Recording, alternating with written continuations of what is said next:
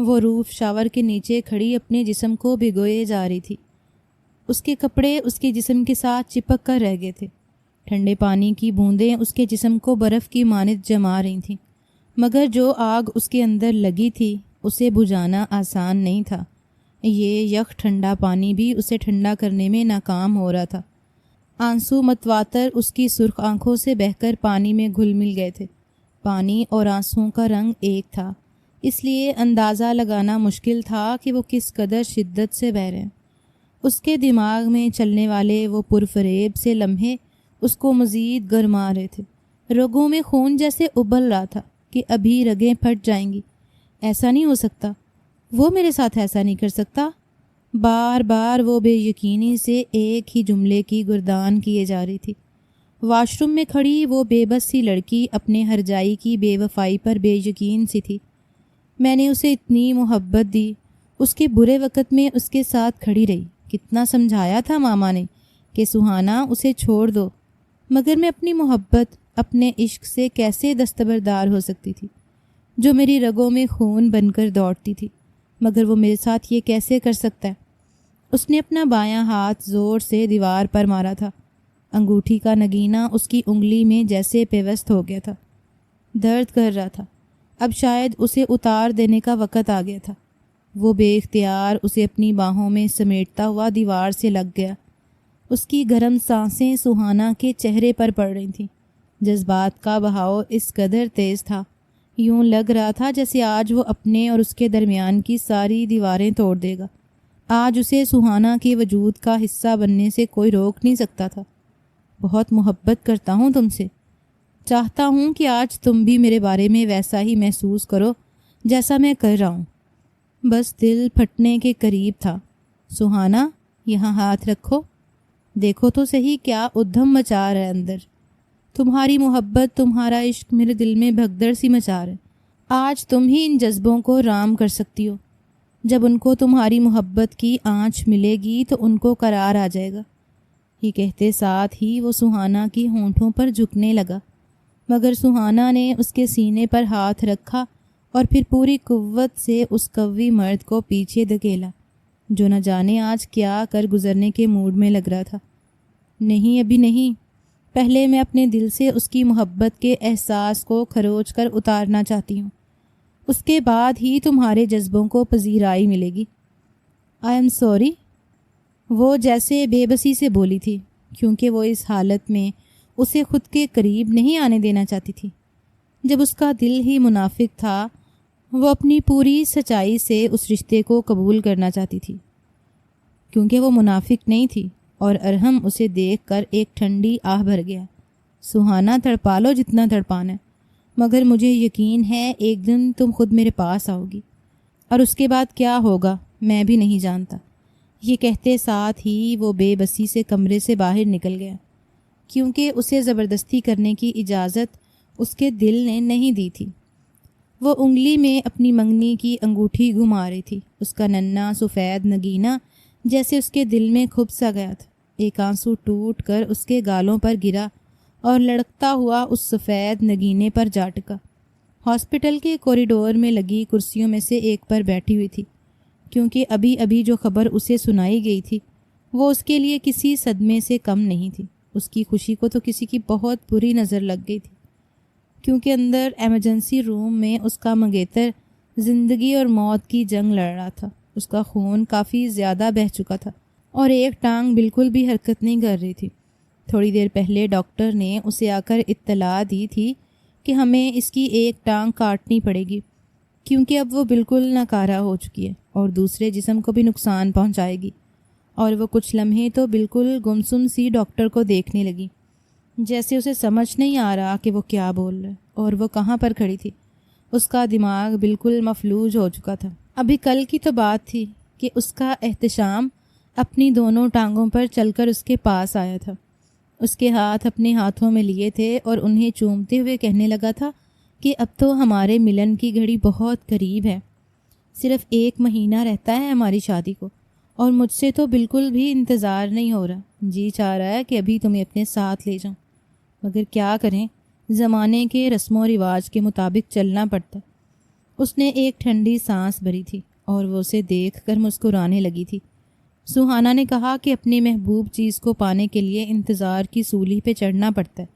سہانا نے اسے چھیڑا تھا اور وہ ناگواری سے اسے دیکھنے لگا، کہنے لگا کہ تڑپا لو جتنا تڑپانا ہے، سارے بدلے گن گن کر لوں گا تم سے۔ اس کے الفاظ سہانا کے کانوں میں گونج رہے تھے۔ آج وہ اس کا سامنا کیسے کرے گی، کیونکہ اس نے تو احتشام کو صحیح سلامت کل الوداع کیا تھا، اور آج صبح سویرے ہی اسے بری خبر سننے کو ملی تھی کہ اس کے منگیتر کا بہت خطرناک ایکسیڈنٹ ہو گیا اور وہ ہاسپٹل میں پڑا۔ وہ بالکل پاگلوں کی طرح بھاگتی ہوئی یہاں پر آئی تھی، مگر اب ہمت نہیں ہو رہی تھی کہ شیشے کے پار اپنے منگیتر کو تشویشناک حالت میں دیکھ لے۔ قسمت بھی کیا چیز ہے، جب ہمیں لگتا ہے کہ پوری دنیا کی خوشیاں بس ہماری دسترس میں آنے والی ہیں، تو ایک دم سے ہم جیسے خواب سے بیدار ہوتے ہیں اور تلخ حقیقت ہمارا منہ چڑھا رہی ہوتی ہے۔ اس کے ساتھ بھی تو کچھ ایسا ہی ہوا تھا۔ احتشام اور سہانا کا ساتھ کافی پرانا تھا۔ احتشام اس کے بابا کے دوست کا بیٹا تھا۔ اس کے بابا اور احتشام کے بابا آپس میں بزنس پارٹنر تھے، اور احتشام بھی انہی کے ساتھ اس بزنس میں دلچسپی لے رہا تھا اور وہیں پر کام کرتا تھا۔ سہانا بھی پڑھ رہی تھی اور اس کا بھی ارادہ اپنے بابا کے بزنس کو آگے بڑھانے کا تھا۔ ایک دن وہ اپنے بابا کے آفس میں گئی تھی اور وہیں پر احتشام سے ملاقات ہوئی تھی، اور یہ ملاقات بہت ساری ملاقاتوں میں بدل گئی تھی، اور کب ان کے درمیان محبت کا بیج پھوٹنے لگا پتہ ہی نہیں چلا، اور دیکھتے ہی دیکھتے وہ ایک دوسرے کی محبت میں گرفتار ہونے لگے۔ احتشام اکثر ہی اسے کالج سے پک کر لیتا تھا اور پھر وہ دیر تک ایک دوسرے کے ساتھ رہتے۔ سہانا کے گھر والے کافی لبرل تھے، لڑکے اور لڑکی کی دوستی کو برا نہیں سمجھا جاتا تھا، اس لیے اس کے گھر والے یہ بات جانتے تھے کہ وہ ایک دوسرے کے ساتھ ایموشنلی اٹیچڈ ہو گئے اور ایک دوسرے کی محبت میں سر تا پیر ڈوب چکے ہیں۔ مگر وہ احتشام سے 4 سال چھوٹی تھی۔ اس نے اپنا ماسٹرز کر کے اپنے بابا کا بزنس سنبھال لیا تھا۔ احتشام کافی ذہین اور میچور انسان تھا، اور وہ لاابالی سی لڑکی، مگر پھر بھی 2 مختلف سوچ اور ذہنوں کے لوگ آپس میں ایسے جڑے تھے کہ ان کے 2 دل ایک بن گئے تھے۔ وہ پاگل پن کی حد تک احتشام کو چاہنے لگی تھی، اور وہ بھی اس کے بارے میں سیریس تھا، اس لیے اس کے گریجویشن کے بعد ہی گھر والوں نے ان کی منگنی کر دی۔ اس کی خوشی کی تو کوئی انتہا نہیں تھی، کیونکہ اسے اس کی محبت اتنی آسانی سے ملنے والی تھی۔ حالانکہ جس سے ہم محبت کرتے ہیں اسے پانے کے لیے تو نہ جانے کیسے کیسے امتحانوں سے گزرنا پڑتا ہے، مگر احتشام کو پانے کے لیے اسے کسی کڑے امتحان سے نہیں گزرنا پڑا، ایک دوسرے کا ہونے کے لیے۔ یوں یہ مختصر سا ساتھ پوری زندگی کا ساتھ بننے والا تھا۔ ان کی شادی کو بس ایک بار رہتا تھا۔ ان دونوں کے گھر والے ان کی شادی کی تیاریوں میں مگن تھے۔ وہ اپنے ماں باپ کی اکلوتی بیٹی تھی، اور احتشام بھی اپنے ماں باپ کا ایک ہی بیٹا تھا، اس لیے دونوں فیملیز ہی اس شادی کے لیے بہت زیادہ ایکسائٹڈ تھیں۔ جیسے جیسے وہ ایک دوسرے کو پانے کے قریب تھے، ان کی تڑپ اور محبت بڑھتی جا رہی تھی، مگر وہ نہیں جانتی تھیں کہ ان کی خوشیوں کو کتنی بری نظر لگنے والی ہے۔ حادثے سے ایک دن پہلے احتشام اس کے پاس آیا تھا، اس کے ہاتھ تھام کر چومنے لگا تھا، کہنے لگا تھا کہ اب تو انتظار کرنا مشکل ہو گیا، میں تمہیں پانا چاہتا ہوں، اپنا بنانا چاہتا ہوں۔ اس کی آنکھوں میں والہانہ پن دیکھ کر سہانا کا دل دھڑکنے لگا۔ وہ مسکرانے لگی۔ اس نے کہا کہ احتشام، بس بہت جلد میں تمہاری ہو جاؤں گی، تھوڑا سا صبر سے کام لو۔ اور وہ ٹھنڈی سانس لے کر رہ گیا، کہنے لگا کہ گن گن کر بدلے لوں گا میں تم سے، تمہیں اتنا پیار اور اتنی محبت دوں گا کہ تمہاری روح سیراب ہو جائے گی۔ اور احتشام کا اظہار محبت اسے پاگل کر رہا تھا۔ دونوں طرف الاؤ بھڑک رہے تھے، مگر سہانا اسے وہیں پر روک لیا تھا۔ کہا تھا کہ نہیں احتشام، یوں پاگل مت بنو، شافی سے پہلے میں تمہیں تمہاری حدیں کراس نہیں کرنے دوں گی۔ اور احتشام، جو سہانا کے حسن میں بس کھوتا ہی جا رہا تھا، ایک دم سے جیسے ہوش کی دنیا میں آیا تھا۔ اچھا بابا نہیں آتا تمہارے قریب؟ کیا ضرورت تھی اتنا حسین ہونے کی؟ اب مجھ جیسے عاشق کا دل بہک جائے تو کیا ہو سکتا ہے؟ احتشام نے اپنے دل پر ہاتھ رکھ کر کہا تھا، جیسے ایکٹنگ کی، اور سہانا اسے پیچھے دھکا دینے لگی۔ یاد رکھنا، بس 1 مہینہ، انگلیوں پہ دن گن رہا ہوں، اس وقت تمہیں ذرا بھی رعایت نہیں بخشوں گا۔ وہ آنکھوں میں اسے تنبیہ کرتے وہاں سے چلا گیا اور سہانا کا چہرہ شدت جذبات سے سرخ پڑا۔ وہ ہونٹوں پر شریر سی مسکراہٹ سجائے اپنے بستر پر لیٹ گئی اور لحاف منہ تک چڑھا لیا۔ احتشام کے الفاظ اس کے کانوں میں کسی ردھم کی طرح بج رہے تھے اور اس کے پورے بدن میں حرارت ہو رہی تھی۔ وہ احتشام کی سنگت کے خواب دیکھتے ہوئے میٹھی نیند سو گئی، مگر صبح کا سورج شاید اس کی زندگی میں اندھیرا کرنے کے لیے طلوع ہوا تھا۔ وہ ابھی تک سو رہی تھی کہ جب اچانک ماما اس کے کمرے میں آئیں۔ اس کے اوپر سے لحاف ہٹایا تو وہ حیران سی انہیں دیکھنے لگی۔ اس نے کہا، کیا ہوا ہے ماما؟ آپ کے چہرے پر ہوائیاں کیوں اڑی ہوئی ہیں؟ اس نے اپنی آنکھیں ملتے ہوئے کہا تو کہنے لگی کہ سہانا بیٹا، بات ہی کچھ ایسی ہے، بس تمہیں اپنے آپ کو مضبوط کرنا ہوگا۔ ماما نے اس کے کندھے پر ہاتھ رکھا تو سہانا ایک دم سے اندر تک دہک گئی۔ کیا ہوا ہے؟ اس نے اپنے دل پر ہاتھ رکھ لیا۔ اس نے کہا، بابا تو ٹھیک ہے نا؟ وہ کہاں ہے؟ وہ جلدی سے اپنے بستر سے اٹھی۔ ماما کہنے لگی کہ تمہارے بابا ہاسپٹل ہیں۔ بیٹا وہ وہیں ٹھہر گئی۔ کیا ہوا ماما بابا کو؟ آپ نے مجھے بتایا کیوں نہیں؟ ماما کہنے لگی کہ بابا کو کچھ نہیں ہوا بیٹا، وہ دراصل… ماما نے بات ادھوری چھوڑی تو وہ اور بھی زیادہ پریشان ہو گئی۔ اس نے کہا کہ آپ بتائیں تو صحیح کیا ہوا ہے؟ ماما کہنے لگیں کہ احتشام کا ایکسیڈنٹ ہو گیا اور ہاسپٹل میں ہے، کافی کرٹیکل صورتحال ہے، ہمیں ابھی وہاں جانا ہوگا۔ ماما نے ایک ساتھ اس کے سر میں بم پھوڑے تھے اور اس کا دماغ پھک سے اڑ گیا تھا۔ کچھ لمحے تو اسے سمجھ میں نہیں آیا کہ ماما کیا بول رہی ہیں، اور جب سمجھ میں آیا تو سہانا ایک دم سے وہیں ٹھنڈے فرش پر بیٹھ گئی، اپنا سر دونوں ہاتھوں میں تھام لیا۔ کچھ لمحے کے لیے تو اس کا دماغ کچھ بھی سوچنے کے قابل نہیں رہا، اور جب اسے بات سمجھ میں آئی تو وہ ایک دم سے اٹھی۔ ماما سے کہا، ماما آپ کو کوئی غلط فہمی ہوئی ہے، وہ بھی رات کو ہی تو مجھ سے مل کر گیا، بالکل ٹھیک تھا۔ ماما نے بے بسی سے اس کی طرف دیکھا اور کہا کہ سہانا اپنے آپ کو سنبھالو بیٹا، اور چلو وہاں جا کر پتہ کرتے ہیں۔ ماما اسے سہارا دے کر بولی، اور وہ کیسے ہاسپٹل پہنچی؟ یہ وہی جانتی تھی۔ قدم منو من بھاری ہو رہے تھے اور احتشام کی رات والی باتیں دماغ پر ہتھوڑے کی طرح برس رہی تھیں۔ احتشام ایمرجنسی روم میں تھا۔ اس کے ماں باپ بہت زیادہ پریشان تھے اور جان تو سہانا کی بھی نکل رہی تھی، مگر ہمت نہیں ہو رہی تھی کہ اپنے احتشام کو ایک نظر دیکھ لے جو نالیوں میں جھکڑا تھا۔ وہ صبح سویرے جاگنگ کے لیے گھر سے نکلا تھا کہ ایک تیز رفتار گاڑی اس کے ساتھ آ لگی اور وہ سڑک پر لڑکتا چلا گیا۔ اس کی ایک ٹانگ بالکل ناکارہ ہو چکی تھی۔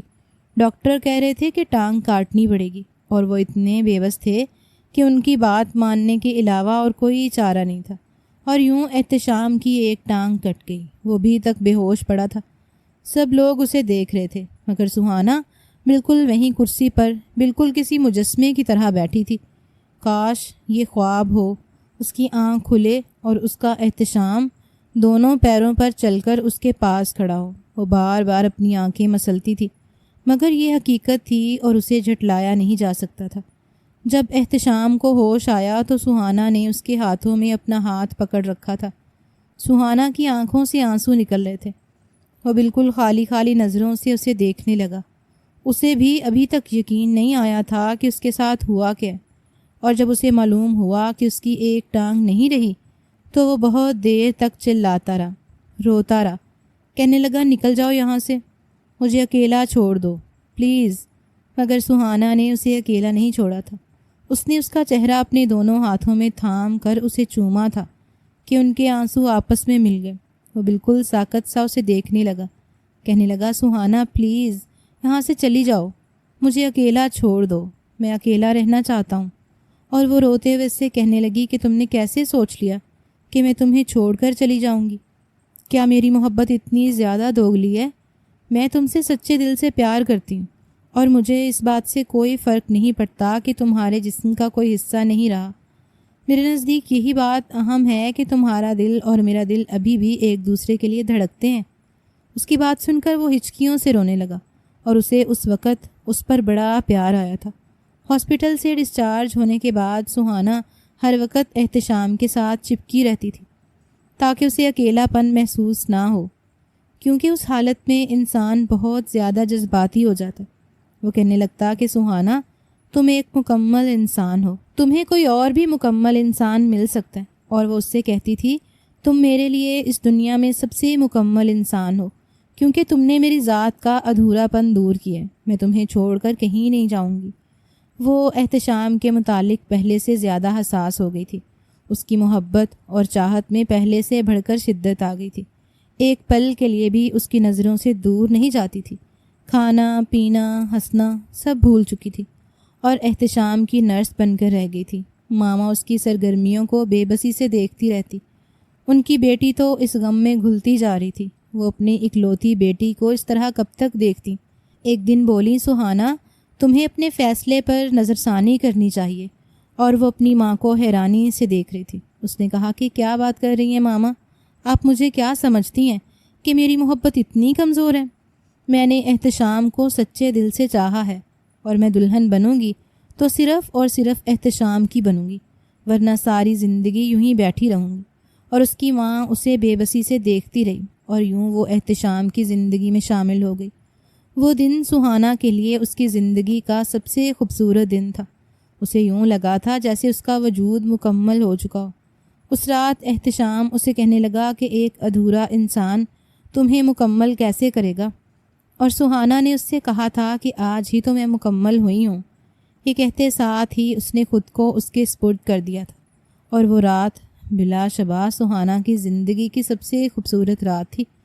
احتشام نے اس کی ذات کی ساری تشنگی دور کر دی تھی۔ اس کا ساتھ پا کر وہ ہواؤں میں اڑنے لگی تھی۔ زندگی پہلے سے بڑھ کر خوبصورت ہو گئی تھی۔ اسے احتشام کا ادھورا پن نظر نہیں آتا تھا، بس اپنی محبت اس کے لیے نظر آتی تھی جو بے انتہا تھی۔ یوں ان کی زندگی ایک بار پھر سے اپنے ڈگر پر چلنے لگی۔ احتشام نے آفس سنبھال لیا تھا اور سہانا نے یونیورسٹی میں ایڈمیشن لے لیا تھا، کیونکہ اس نے اپنا ماسٹرز مکمل کرنا تھا، اور پھر احتشام کے ساتھ اپنے اور اس کے بابا کا بزنس سنبھالنا تھا۔ یہی اس کی خواہش تھی۔ احتشام پہلے سے بڑھ کر مصروف ہو گیا تھا۔ سہانا کی شدت اور تڑپ اس کے لیے ذرا بھی کم نہیں ہوئی تھی، بلکہ بڑھتی جا رہی تھی، کیونکہ اسے اب یقین ہو گیا تھا کہ ویسی شدت وہ اب اسے نہیں دکھاتا، اور گھر میں آ کر بھی آفس کا کام لے کر بیٹھا رہتا تھا۔ کبھی کبھی وہ زبردستی اس کے آگے سے ساری فائلز اٹھا کر رکھ دیتی اور اس کی گود میں بیٹھ جاتی، اس کا چہرہ اپنے دونوں ہاتھوں میں تھام کر دیکھتی رہتی اور کہتی کہ محبت بھی انسان کے لیے ضروری ہوتی ہے۔ کیا ہر وقت گھر میں بھی آفس سجا کر بیٹھے رہتے ہو؟ اور وہ مسکرا کر اس کی طرف دیکھتا، کہتا کہ میری جانے من، محبت کے ساتھ ساتھ فکر روزگار بھی ضروری ہوتی ہے۔ میں نے اس مقام پر پہنچنے کے لیے بڑی محنت کی ہے۔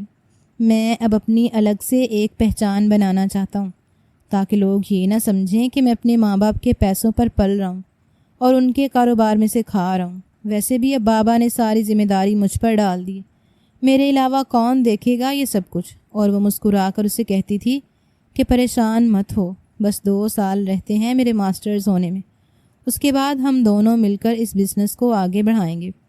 اور وہ مسکرا دیتا، کہنے لگتا کہ تم ابھی بچی ہو، تم ان باریکیوں کو نہیں سمجھ سکتی۔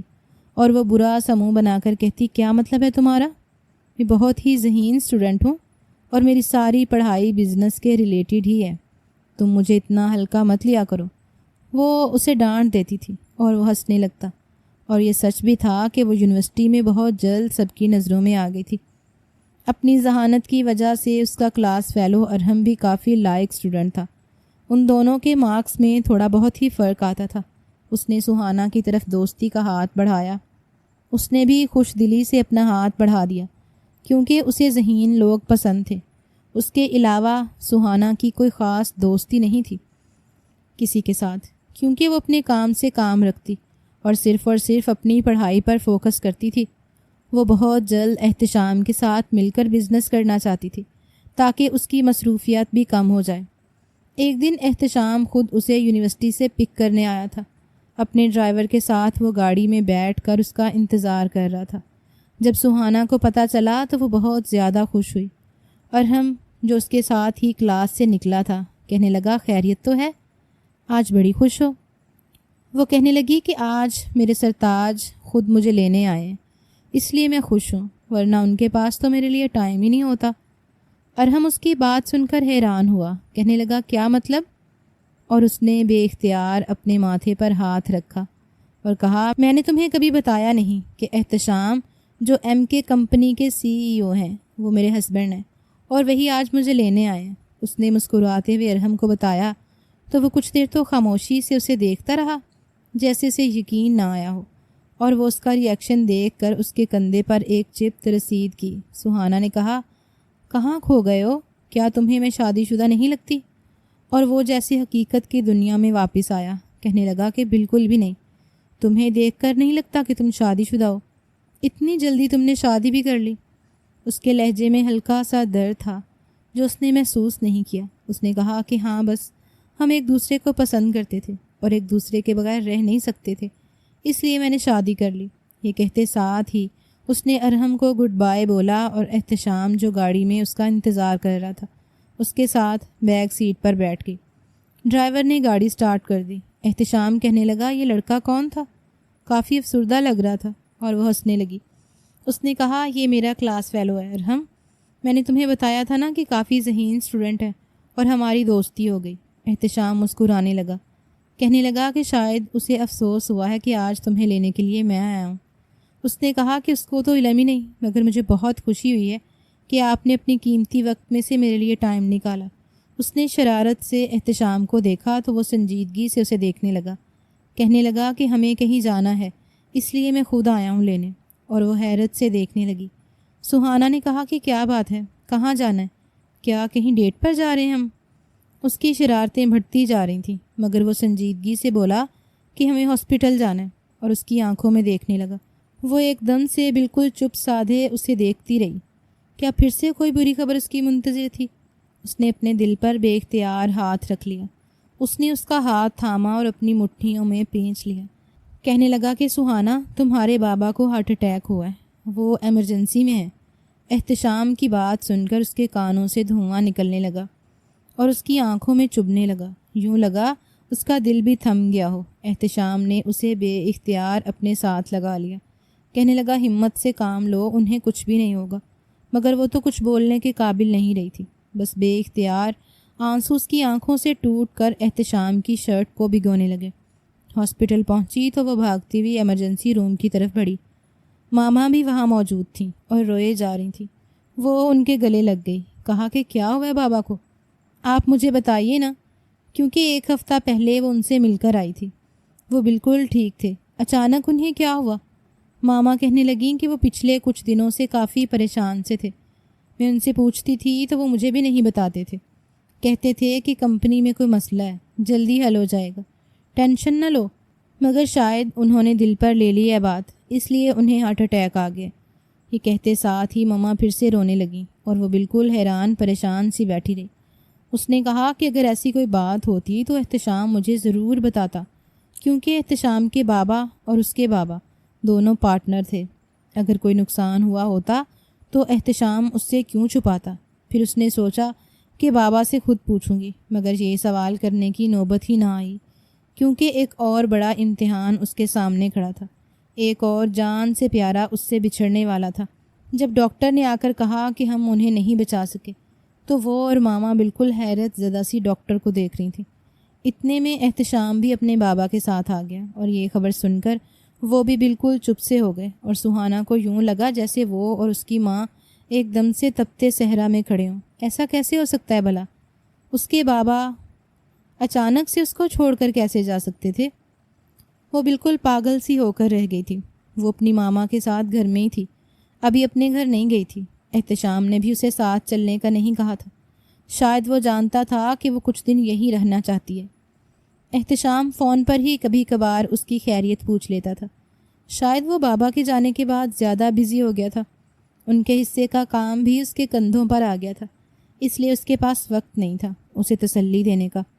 بابا کے جانے کے تقریباً 1 ماہ بعد سہانا نے خود ہی واپس گھر جانے کا سوچا اور تیاری کرنے لگی۔ ماما نے بھی کہا کہ سہانا بیٹا، اب تمہیں بھی اپنے گھر چلے جانا چاہیے اور اپنے بابا کے بزنس کو سنبھالنا چاہیے، بیچارہ اکیلا احتشام کیسے سب مینیج کرے گا؟ اس نے ماما کو تسلی دی اور اپنا سامان پیک کرنے لگی کہ اچانک ڈور بیل بجی۔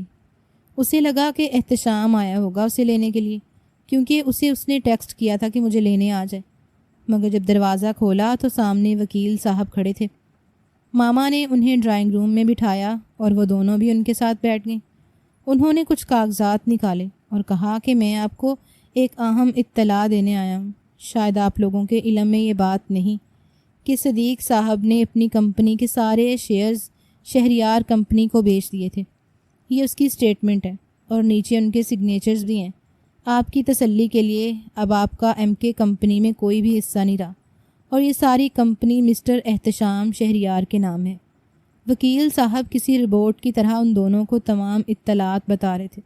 ان کا چہرہ بالکل اسپاٹ تھا اور ان کی بات سن کر جیسے ان کو سانپ سونگھ گیا۔ وہ اپنی ماما کو بے یقینی سے دیکھنے لگی۔ شاید بابا نے انہیں اس بارے میں کچھ بتایا ہو، مگر ماما اس سے بھی زیادہ بے یقین تھی۔ کہنے لگی ایسا کیسے ہو سکتا ہے بھلا؟ وکیل صاحب آپ کو کوئی غلط فہمی ہوئی ہے؟ مگر وکیل صاحب کہنے لگے کہ مجھے کوئی غلط فہمی نہیں ہوئی۔ اگر آپ اس معاملے میں بے خبر تھیں تو مزید احتشام سر سے پوچھ لیں، اب مجھے اجازت دیں۔ یہ کہتے ساتھ ہی وکیل صاحب وہاں سے چلے گئے اور ماما نے تو اپنا سر پکڑ لیا۔ کہنے لگی آخر یہ سب کچھ کیسے ہو سکتا ہے؟ اگر ایسی کوئی بات ہوتی تو تمہارے بابا مجھے ضرور بتاتے۔ وہ اتنی محنت سے تعمیر کی گئی کمپنی کو یوں ہی کسی کے حوالے کیسے کر سکتے ہیں؟ کہیں ہمیں دھوکہ دینے کی کوشش تو نہیں کی گئی؟ اور سہانا ماما کو دیکھ کر اندر تک دہل گئی۔ اس نے کہا ماما کیسی باتیں کر رہی ہیں آپ کو احتشام کے متعلق ایسی بات نہیں کرنی چاہیے۔ وہ مجھ سے بہت پیار کرتا ہے اور بابا کی بہت رسپیکٹ کرتا تھا۔ میں ابھی اسے فون کرتی ہوں، بلکہ میں خود ہی جا رہی ہوں۔ میں اسے پوچھتی ہوں، آپ بالکل پریشان مت ہوں۔ اس نے ماما کو تسلی دی اور جلدی جلدی اپنا سامان پیک کیا۔ اس کے ہاتھ مسلسل کانپ رہے تھے اور دل انجانے وہم کا شکار تھا، مگر اسے احتشام پر بھروسہ تھا۔ یقیناً کوئی ایسی بات ہوئی ہوگی جو وہ اسے بتا کر پریشان نہیں کرنا چاہتا ہوگا۔ میں خود ہی اس سے پوچھ لوں گی، وہ دل میں سوچ رہی تھی۔ اور وہ جیسے ہی ایم کے کمپنی کے اندر داخل ہوئی، ریسیپشنسٹ نے اسے روک لیا۔ کہنے لگی کہ احتشام صاحب ایک ضروری میٹنگ میں بزی ہیں، آپ پلیز ویٹ کر لیں۔ اور اس نے ناگواری سے اسے دیکھا۔ اس نے کہا کہ میں احتشام کی بیوی ہوں اور مجھے ویٹ نہیں کرنا، میں اندر جا رہی ہوں، تم نے جو کرنا ہے کر لو۔ وہ ایک دم سے غصے سے پھنکاری تو وہ خاموش ہو گئی اور سر تا پیر اسے دیکھنے لگی۔ پھر اس نے ایک نمبر ڈائل کیا، مگر اس سے پہلے ہی وہ سیڑھیاں چڑھ چکی تھی۔ چاہے جتنی بھی ضروری میٹنگ ہوتی ہے، وہ اس سے زیادہ ضروری نہیں ہو سکتی تھی۔ ایک دم سے وہ آفس کے اندر گئی تو احتشام کچھ لوگوں سے میٹنگ میں مصروف تھا۔ وہ سامنے پروجیکٹر کی طرف دیکھ کر انہیں کچھ سمجھانے کی کوشش کر رہا تھا۔ جیسے ہی وہ اندر داخل ہوئی، سب لوگ اسے دیکھنے لگے اور احتشام نے بھی پلٹ کر اسے دیکھا۔ شاید اسے اچھا نہیں لگا کہ وہ یوں بغیر بتائے آ گئی تھی، مگر اچھا تو سہانا کو بھی نہیں لگ رہا تھا۔ اتنا سب کچھ ہو گیا اور اس نے اسے بتایا تک نہیں۔ آج میں اس کی خبر لوں گی، اس نے دل ہی دل میں ارادہ کر لیا۔ احتشام نے سب کو ایک آنکھ کا اشارہ کیا اور وہ اپنی فائل سمیٹ کر اٹھ کر کمرے سے باہر نکل گئے۔ وہ قدم قدم چلتی ہوئی اس کے بالکل سامنے گئی۔ احتشام نے سامنے کرسی کی طرف اشارہ کیا۔ اس نے کہا کہ میں بیٹھنے نہیں آئی، اتنا سب کچھ ہو گیا اور تم نے مجھے کچھ بھی نہیں بتایا۔ اس کمپنی میں میرے آدھے شیئرز تھے، تمہارے بابا نے اور میرے بابا نے مل کر بنائی تھی، اور تم نے اتنی بڑی بات مجھ سے چھپا لی۔ کیوں کیا تم نے ایسا؟ ایک دم سے سہانا کی آنکھوں سے آنسو جھلک پڑے، مگر وہ بالکل اسپاٹ چہرہ لیے ہوئے بیٹھا رہا۔ کہنے لگا کہ یہی سوال میں پوچھنا چاہتا ہوں کہ تمہارے بابا نے آخر ایسا کیوں کیا، اور انہوں نے کیوں میرے بابا کو اتنا بڑا دھوکہ دیا؟ وہ یہ ساری کمپنی خود ہتھیا کر کسی کو بیچنا چاہتے تھے۔ یہ تو شکر ہے کہ مجھے پتہ چل گیا، ورنہ ہم تو سڑک پر آ جاتے۔ اور وہ یوں تھی جیسے کاٹو تو بدن میں لہو نہیں۔ اس نے کہا کیا بکواس کر رہے ہو؟ میرے بابا ایسا کبھی نہیں کر سکتے، وہ کبھی دھوکہ دینے والوں میں سے نہیں تھے۔ کہنے لگا تو کیا میں دھوکہ دینے والوں میں سے ہوں؟ کیا میں جھوٹ بول رہا ہوں؟ سہانا نے کہا تم ایک مرے ہوئے انسان پر اتنا بڑا الزام نہیں لگا سکتے۔ میں اپنے بابا کو اچھی طرح سے جانتی تھی۔ کہنے لگا کہ صاف صاف کہو کہ تم مجھے دھوکے باز کہہ رہی ہو۔ اس نے کہا احتشام تم بات کو غلط رنگ مت دو، بابا نے مجھے کئی بار کہا ہے کہ مجھے ہی اب ان کی جگہ پر کمپنی سنبھالنی، تمہارے ساتھ مل کر کام کرنا۔ اگر ایسی کوئی بات ہوتی تو وہ مجھے ضرور کہتے۔ وہی سب جانتے ہوئے بھی وضاحت دے رہی تھی، اور آنسو اس کی آنکھوں سے ٹوٹ کر گر رہے تھے، مگر اس کا چہرہ بالکل اسپاٹ رہا، جذبات سے آری۔ یہ وہ چہرہ نہیں تھا جس سے وہ محبت کرتی تھی، جس پر وہ بھروسہ کرتی تھی، یہ تو کچھ اور ہی تھا۔ کہنے لگا کہ جو حقیقت تھی وہی تمہیں بتا دی میں نے۔ اب تمہارا اس کمپنی میں کوئی حصہ نہیں ہے۔ میں نے محنت سے اس کمپنی کو کہاں سے کہاں پہنچا دیا، ورنہ تمہارے بابا نے تو اسے ڈبونے میں کوئی کسر نہیں چھوڑی تھی۔ یہ ساری کی ساری اب میری ہے اور میں اس میں کسی کی بھی شراکت برداشت نہیں کروں گا۔ اور وہ بالکل ہونکوں کی طرح اسے دیکھ رہی تھی۔ سہانا نے کہا، میں تمہاری بیوی ہوں احتشام، تمہاری شراکت دار نہیں ہوں۔ کہنے لگا کہ اس رشتے میں دراڑ تم نے خود پیدا کی ہے، مجھ پر شک کر کے۔ میں نے کہا، کیا مطلب ہے تمہارا؟ تم کیا کہنا چاہتے ہو؟ اور وہ میز پر آگے کو جھکا، اپنی دونوں کوہنیاں میز پر جما لیں اور میری آنکھوں میں آنکھیں ڈال کر بولا، سہانا، شاید اب وقت آ گیا کہ ہمیں اپنے راستے جدا کر لینے چاہیے، کیونکہ تم اپنے شوہر پر شک کرنے لگی ہو۔ اپنے شوہر کی بات پر یقین نہیں کرتی، بلکہ اپنے مرے ہوئے باپ کی بات پر یقین کر رہی ہو۔ سہانا نے ایک دم سے انگلی اس کے سامنے کر دی۔ اس نے کہا، خبردار جو میرے بابا کے بارے میں ایک لفظ بھی بولا تو۔ گھٹیا انسان، تم نے میری محبت کو 2 کوڑی کا کر کے رکھ دیا۔ میں نے تمہیں تمہارے برے وقت میں اپنایا تھا اور تم مجھے میرے برے وقت میں چھوڑ رہے ہو۔ اور وہ تلخی سے مسکرایا، کہنے لگا، آخر تم نے مجھے اس بات کا طعنہ دے دیا کہ میں ایک ادھورا انسان ہوں اور تمہارے قابل نہیں ہوں، تو جاؤ کسی مکمل انسان کو تلاش کر لو۔ وہ ارحم تمہارے لیے اچھا آپشن ثابت ہو سکتا۔ اور اس کی آخری بات جیسے اس کے منہ پر تماچے کی طرح پڑی تھی۔ اس کا چہرہ سرخ پڑ گیا۔ وہ یہ بات کر بھی کیسے سکتا تھا؟ وہ تو میرا دوست تھا۔ ایک دم سے اس کے کندھے پھر سے ڈھلک پڑے، کیونکہ وہ ایک کمزور عورت تھی، یوں اتنی آسانی سے اپنی محبت اور اپنا سب کچھ نہیں کھونا چاہتی تھی۔ وہ قدم قدم چلتی اس کے قریب گئی، اس کے دونوں ہاتھوں پر اپنے ہاتھ رکھ دیے اور اس کے آگے جھک گئی۔ اس نے کہا، احتشام، میری آنکھوں میں دیکھو، کیا تمہیں ان میں محبت نظر نہیں آتی؟ میں نے تمہیں ٹوٹ کر چاہا ہے، تم پر حد سے زیادہ اعتبار کیے، مگر تم میرے بابا پر الزام نہیں لگا سکتے۔ تم نے یہ کمپنی رکھنی ہے تو رکھ لو، مگر کم سے کم ان کے بارے میں کچھ بھی برا مت بولو، مجھے تکلیف ہوتی ہے۔ وہ ابھی تک اسپاٹ چہرہ لیے اور بے حس آنکھیں لیے اسے دیکھ رہا تھا۔ کہنے لگا، سہانا، میں تمہیں تمہاری محبت کی قید سے آزاد کرتا ہوں، کیونکہ تمہیں اپنانے کے بعد مجھے احساس ہوا کہ ہم 2 مختلف انسان ہیں۔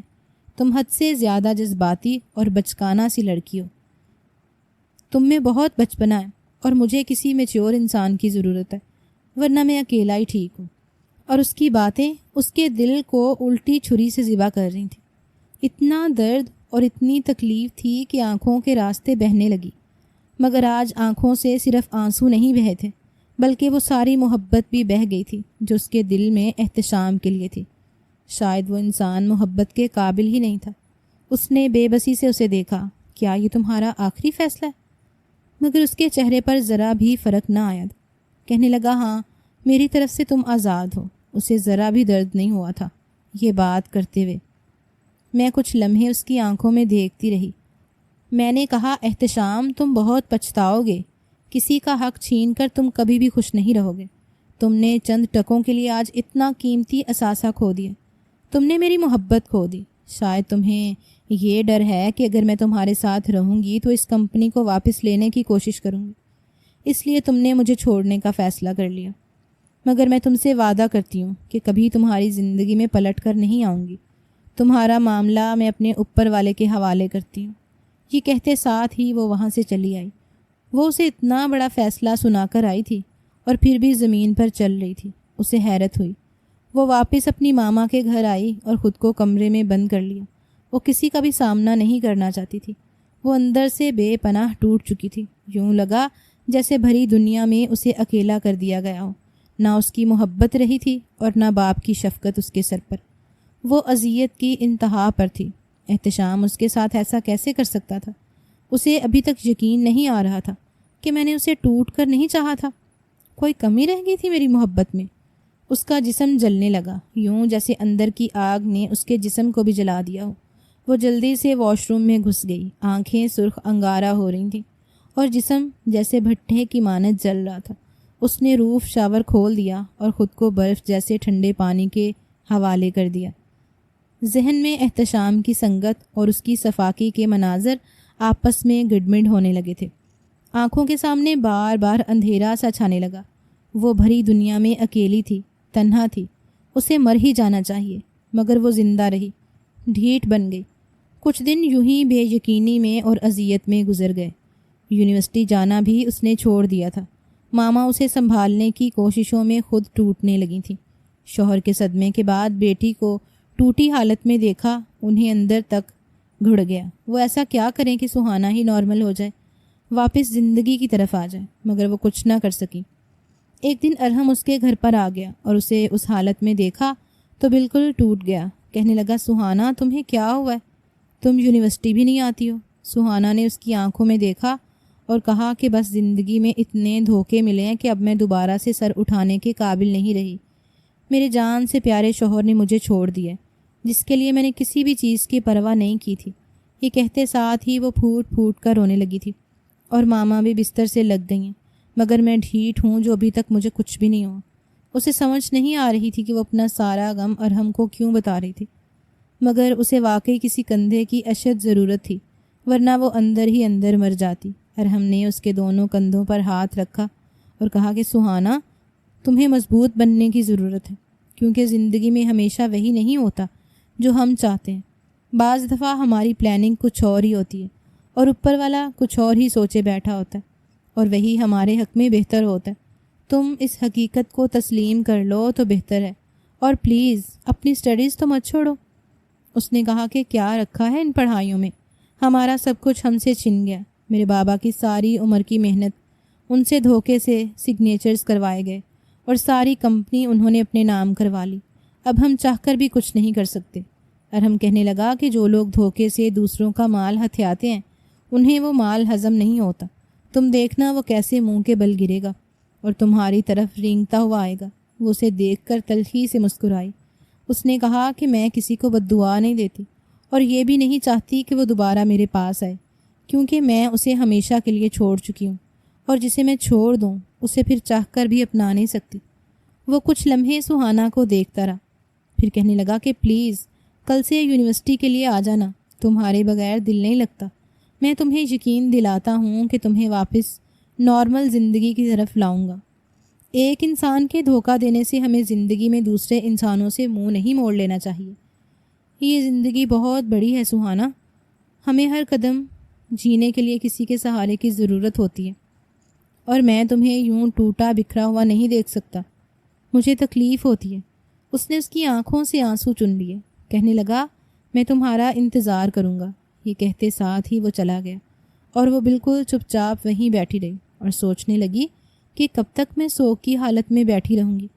اس میں میرا ہی نقصان ہے۔ مجھے اپنی ماما کا سہارا بننا ہے اور خود کو مضبوط بنانا ہے۔ وہ ایک رشتہ کھو چکی تھی، اب اپنی ماں کو نہیں کھونا چاہتی تھی۔ اس نے دل میں ایک ارادہ کر لیا اور اگلے دن سے ہی یونیورسٹی جانے لگی اور پھر سے ایک نارمل زندگی کی طرف آنے لگی، کیونکہ اس میں ارحم نے اس کا بہت ساتھ دیا تھا۔ اس کی سنگت میں وہ سارے غم بھولنے لگی تھی۔ وہ اسے ہنسانے کی کوشش کرتا تھا، زندگی کی طرف لانے کی کوشش کرتا تھا، اور واقعی اس کی سنگت میں کوئی جادو سا تھا کہ وہ جتنا بھی وقت اس کے ساتھ گزارتی خود کو ہلکا پھلکا سمجھتی۔ اور 2 سال پر لگا کر اڑ گئے اور اس کا ماسٹرز مکمل ہو گیا۔ ان 2 سالوں میں اس نے کبھی بھی مڑ کر احتشام کی جانب نہیں دیکھا تھا، اور نہ ہی وہ اس کی منت کرنا چاہتی تھی۔ اسے اب احتشام سے نفرت ہو گئی تھی۔ ماما بھی اس کی حالت دیکھ کر مطمئن ہو گئی تھیں۔ وہ ان کے سامنے کبھی نہیں روتی تھی، بس ہنستی مسکراتی رہتی تھی اور انہیں بھی ہنسانے کی کوشش کرتی، مگر اکثر ہی رات کے پہر وہ کروٹ پر کروٹ بدلتی رہتی اور آنسو اس کی آنکھوں سے بہتے رہتے تھے، مگر وہ اپنے دل کا حال کسی کو نہیں بتانا چاہتی تھی۔ ارحم اس کے ساتھ کسی مہربان سائے کی طرح رہا تھا۔ وہ اس کے لیے جو دل میں محسوس کرتا تھا کاش وہ سہانا تک پہنچانے سے ڈرتا، مگر اب اس کے اندر کا عشق جیسے اظہار کا مطمئن تھا۔ BBA میں ماسٹرز کرنے کے بعد اسے ایک بہت اچھی کمپنی میں جاب مل گئی تھی۔ وہ بھی ارحم کے ہی دم سے اس نے ہر معاملے میں اس کا ساتھ دیا تھا۔ وہ بہت ہی محنتی انسان تھا۔ اس کا باپ کوئی بزنس مین نہیں تھا، مگر وہ خود اپنے بل بوتے پر بہت آگے بڑھنا چاہتا تھا۔ اس نے اسے اپنے ماں باپ سے بھی ملوایا تھا، جو بہت ہی زیادہ اچھے لوگ تھے اور ملنسار تھے۔ اب تو وہ اکثر ہی ان کے گھر آتی جاتی رہتی تھی اور ان کی ماں بھی اس کی ماں سے ملنے آ جاتی تھی۔ وہ دونوں گہری سہیلیاں بن چکی تھیں۔ سہانا اپنی زندگی میں پھر سے مصروف ہو گئی تھی اور مطمئن بھی ہو گئی تھی۔ ماضی کی اذیت کبھی کبھی اس کی آنکھوں میں آنسو بن کر بہنے لگتی تھی، مگر وہ پھر بھی خود کو مضبوط ظاہر کرتی اور خوش رہنے کی کوشش کرتی۔ ارحم بیٹا، کیا بات ہے؟ یوں لگتا ہے جیسے تم کسی جوار بھاٹے میں جل رہے ہو میرے بچے۔ مت تھکاؤ خود کو۔ یک طرفہ محبت کسی اذیت سے کم نہیں ہوتی۔ یا تو تم اسے بتاؤ کہ تم اسے کتنا چاہتے ہو، ورنہ ہمت نہیں تو بھول جاؤ اسے۔ شائستہ بیگم ہلکے ہلکے بیڈ پر آڑے ترچھے پڑے اپنے لختے جگر کے بالوں میں انگلیاں چرا لی۔ شائستہ بیگم ہلکے ہلکے بیڈ پر آڑے ترچھے پڑے اپنے لختے جگر کے بالوں میں انگلیاں چلا رہی تھی۔ اس کا دل اسے اداس دیکھ کر تڑپتا تھا۔ ماما وہ بہت حساس ہے، اسے بھول نہیں پا رہی۔ چہرے پر مسکراہٹ سجا کر کہتی ہے سب اچھا ہے، مگر جانتا ہوں اسے۔ ارحم بے بس سا بولا۔ ایک بار میرے کہنے پر اسے بول دو بیٹا، اب تمہاری شادی کا وقت آ گیا۔ اگر وہ نہیں مانتی تو تمہارے لیے چاند سے دلہن لاؤں گی۔ شائستہ نے بیٹے کو پچکارا۔ نہیں ماما، مجھے وہی چاہیے، ورنہ کوئی نہیں، وہ اٹل لہجے میں بولا۔ ایک دن ارحم اسے باہر لے گیا، کہنے لگا سہانا دیکھو تو صحیح، زندگی کتنی خوبصورت ہے۔ کاش تم میری آنکھوں سے دیکھو تو تمہارے سارے غم ختم ہو جائیں گے۔ وہ مسکراتے ہوئے اس کی جانب دیکھنے لگی۔ اس نے کہا کہ میں بہت خوش ہوں، پہلے سے بہتر ہوں۔ تم پریشان مت ہوا کرو میرے حوالے سے، میں تو شاید ٹوٹ کر بکھر چکی ہوں اگر تم مجھے سہارا نہ دیتے۔ تو کہنے لگا میں نے کچھ بھی نہیں کیا، بلکہ تم خود ہی ایک مضبوط لڑکی ہو۔ وہ اس کی آنکھوں میں آنکھیں ڈال کر دیکھنے لگا، پھر اچانک سے اس نے اس کے دونوں ہاتھ تھام لیے اور اپنے مضبوط ہاتھوں میں دبانے لگا۔ وہ حیرت سے اسے دیکھنے لگی، کہنے لگا سہانا کیا تمہیں نہیں لگتا کہ ہمیں زندگی میں بار بار خود کو موقع دینا چاہیے، خوش رہنے کا، کسی دوسرے انسان کو چانس دینے کا، کیونکہ ہر انسان ایک جیسا نہیں ہوتا۔ ادھر میری آنکھوں میں دیکھو اور بتاؤ کہ تم میرے بارے میں کیا سوچتی ہو۔ اس نے کہا کہ آج اچانک سے یہ سوال کیوں پوچھا تم نے؟ میں تمہارے بارے میں بہت اچھا سوچتی ہوں، تم میرے بیسٹ فرینڈ ہو۔ کہنے لگا کہ میں تمہیں صرف بیسٹ فرینڈ نہیں سمجھتا، بلکہ تمہیں اپنے دل میں بہت اونچا مقام دے چکا ہوں۔ بس چاہتا ہوں کہ تم بھی اس رشتے پر مہر لگا دو جو بے نام سا ہے اور تمہاری رضامندی کا منتظر ہے۔ اور وہ بالکل حیران سی اسے دیکھنے لگی، کیونکہ اس نے واقعی ارحم کو اپنے دوست کے علاوہ کچھ نہیں سمجھا تھا۔ کہنے لگا مجھ سے وعدہ کرو کہ تم زندگی کو ایک موقع اور دو گی، اور میں تم سے وعدہ کرتا ہوں کہ تمہیں کبھی بھی پچھتانا نہیں پڑے گا۔ سہانا اس کی مبہم سی باتوں پر خاموش ہو گئی تھی، ادھر ادھر دیکھنے لگی۔ اس کا دل سینے کے اندر زور سے دھڑکا تھا۔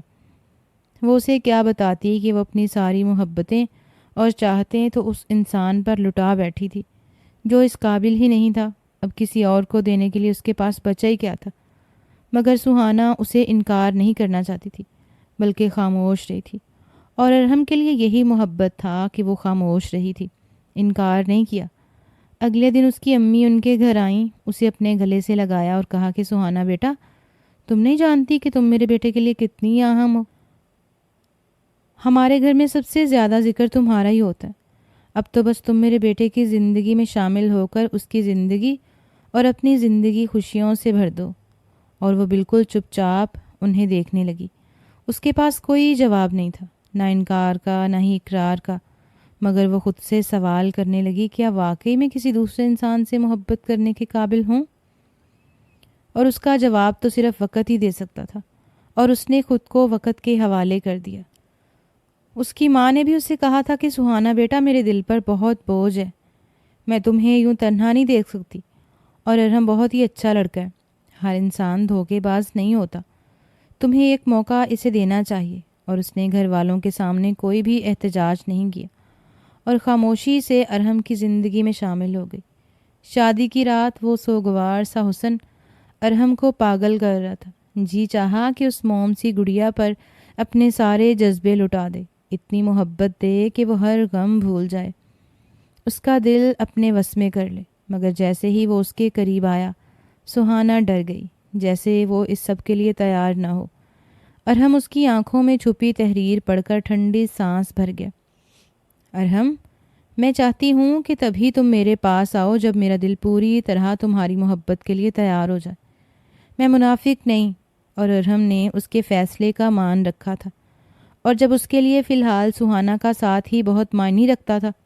اس کی تو خوشی کی کوئی انتہا نہ تھی۔ وہ اپنے آپ کو ہواؤں میں اڑتا ہوا محسوس کر رہا تھا۔ سہانا کی سنگت نے اسے مکمل کر دیا تھا اور وہ اس کی خوشی میں خوش تھی، مگر بہت جلد ارحم نے سہانا کے دل میں اپنی محبت اور عشق کا بیج بو دیا تھا۔ اس نے اسے احساس دلا دیا تھا کہ اگر محبت کا ایک در بند ہوتا ہے تو ہزار کھل جاتے ہیں۔ محبت ایک ایسا جذبہ ہے جو اپنا راستہ خود بخود ہی بنا لیتا ہے، اور اس کے دل میں بھی ارحم کے لیے راستہ بنتا گیا، اور وہ سر تا پیر اس کی محبت میں گرفتار ہوتی گئی۔ اب اس کا دل ہر اذیت سے خالی تھا۔ ارحم کی قربت نے اس کی روح کو چھو لیا تھا، اور وہ اس سے الگ کبھی نہیں ہونا چاہتی تھی۔ وہ دو جسم ایک جان بن گئے۔ ان دونوں نے اپنے ایک چھوٹے سے بزنس کی شروعات کی تھی، اور وہ جانتے تھے کہ وہ دونوں ہی بہت محنتی اور ذہین بھی ہیں، اور جب دو ذہین انسان آپس میں ملتے ہیں تو کامیابی دور نہیں ہوتی۔ اور جب وہ کامیابیوں کا زینہ پھلانگ رہے تھے تو اسی دوران ان کو خبر ملی کہ ایم کے کمپنی کے اندر کسی نے بہت بڑا غپن کیا ہے۔ احتشام نے اسے چھوڑنے کے بعد جس کو اپنایا تھا، وہ لڑکی بڑی شاطر نکلی تھی۔ اس نے نہ صرف احتشام کو دھوکہ دیا تھا بلکہ اس کی کمپنی ہی ہتھیالی تھی، اور احتشام جس نے اس لڑکی اور اس کمپنی کے لیے اسے چھوڑ دیا تھا اور اس کے بابا پر اتنا بڑا الزام لگایا تھا، آج ایک ٹانگ کے ساتھ زمین بوس ہو چکا تھا۔ اس کا غرور ٹوٹ چکا تھا۔ نہ جانے اسے دل میں کوئی خوشی نہیں ہوئی تھی اور نہ ہی کوئی دکھ ہوا تھا، کیونکہ وہ اس کے متعلق ہر جذبات سے عاری ہو گئی تھی۔ ایک دن وہ اپنے آفس میں بیٹھی تھی کہ اسے اس کی سیکرٹری نے بتایا کہ آپ سے کوئی ملنے آیا، اور جب اس نے اسے اندر بلایا تو وہ احتشام تھا۔ اس کی آنکھوں میں بے پناہ پچھتاوے تھے۔ کہنے لگا، میں تم سے معافی مانگنے نہیں آیا ہوں، کیونکہ میں جانتا ہوں کہ میں معافی کے قابل نہیں ہوں، مگر میں نے ایک ہیرے کو گوا دیا۔ تمہارے جانے کے بعد مجھے کبھی بھی خوشی نہیں ملی۔ جو سکون مجھے تمہاری ذات سے ملا تھا وہ کہیں سے بھی نہ مل سکا۔ کاش میں لالچ میں اتنا اندھا نہ ہوتا اور تمہیں یوں جانے نہ دیتا۔ وہ تلخی سے اس کی طرف دیکھ کر مسکرائی۔ اسے اس پر ترس آ رہا تھا، نہ کہ محبت۔ سہانا نے کہا کہ جاؤ، میں نے تمہیں معاف کیا، کیونکہ میرے دل میں تمہارے لیے کوئی جذبہ نہیں ہے۔ میں تمہارے لیے اپنے دل میں نفرت بھی نہیں پالنا چاہتی۔ اتنے میں ارحم بھی اندر داخل ہو گیا۔ احتشام کو دیکھ کر حیران ہوا۔ سہانا نے آگے بڑھ کر ارحم کا ہاتھ تھام لیا اور اسے چوم لیا، اور احتشام کو دیکھ کر کہا کہ میں تمہارا شکریہ ادا کرتی ہوں کہ تم نے مجھے چھوڑ دیا تھا اور میں نے اپنی حقیقی محبت کو پا لیا، کیونکہ اگر تم مجھے نہ چھوڑتے تو میں کبھی بھی ارحم جیسے انسان کی زندگی میں شامل نہ ہو پاتی۔ اس لیے میں تمہاری شکر گزار ہوں۔ یہ کہتے ساتھ ہی ارحم نے اسے اپنے سینے سے لگا لیا، اور احتشام کی آنکھوں میں جیسے کرچیاں سی چبھنے لگیں۔ وہ شاید زیادہ دیر تک اس منظر کو دیکھ نہیں سکا اور اپنی لاٹھی تھامے وہاں سے چلا گیا۔ سہانا ارحم کے گرد زور سے اپنی باہیں حائل کر دیں اور کہا کہ تمہارا شکریہ ارحم، مجھے اپنی زندگی میں شامل کرنے کے لیے، کیونکہ تمہارے ساتھ سے ہی مجھے سچی خوشی ملی ہے۔ ارحم نے بھی اسے اپنی باہوں میں سمو لیا تھا۔ سہانا کے یہ الفاظ اس کی روح میں اتر گئے تھے۔